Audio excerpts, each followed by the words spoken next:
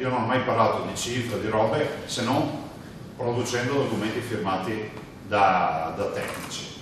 Qual è la proposta della Regione ad oggi sul tavolo? Perché ho l'impressione che non si è capito quale sia la proposta, non lo dico al sindaco, in generale ve ne rendo conto. Noi abbiamo un ospedale di 1400 posti letto, che è il contenitore dell'università, giusto?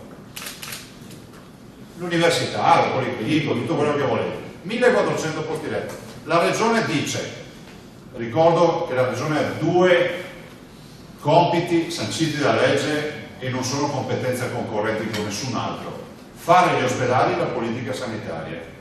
Quello decide la Regione.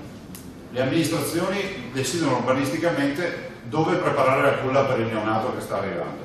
La Regione dice: prendiamo dei 1400 posti letto, 1000 posti letto, li portiamo su un nuovo ospedale. Li portiamo su un nuovo ospedale che sarà il policlinico universitario del Veneto, dei Veneti. Vi ricordo che noi siamo a rischio per il tema della mobilità sanitaria, cioè il conto dei nostri cittadini che vanno in giro per il mondo lo paghiamo noi, ma il conto degli stranieri che vengono qui a farsi un trapianto di cuore o fare interventi di altissimo livello, pensate il polmone, pensate a quello che è il trapianto dei reni, noi lo facciamo di neonati, siamo gli unici, l'oncoematologia pediatrica e molte altre cose.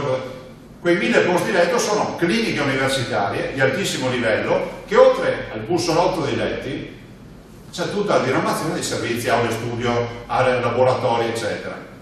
Cosa accade nel vecchio sito? Abbiamo investito in questi anni in alcune strutture che stiamo riammodernando, che alla fine saranno a posto, ci mettiamo dentro 1000 posti letto che non saranno universitari, quindi con aule, strutture accessorie, e quindi ci permetterà di demolire tutto quello che non serve più, dare spazio a parcheggi, a parco, quello che sarà. E quindi cos'è l'operazione della Regione? 2 ospedali, il nuovo policlinico universitario e la riqualificazione con posti ospedalieri. Come? Perché 1000 posti in città?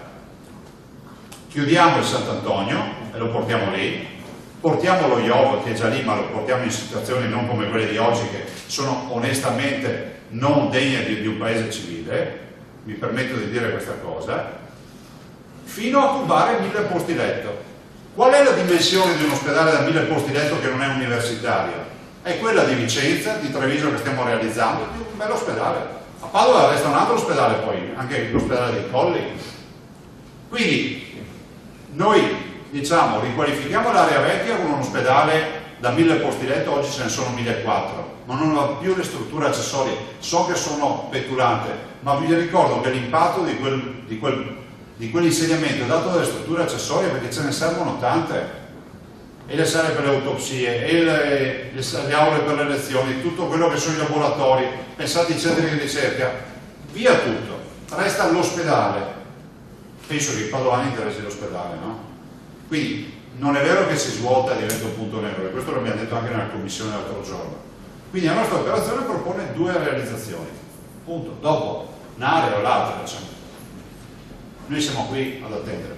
Nel frattempo è bene che vi dica che è giusto e corretto che il sindaco presenti una sua idea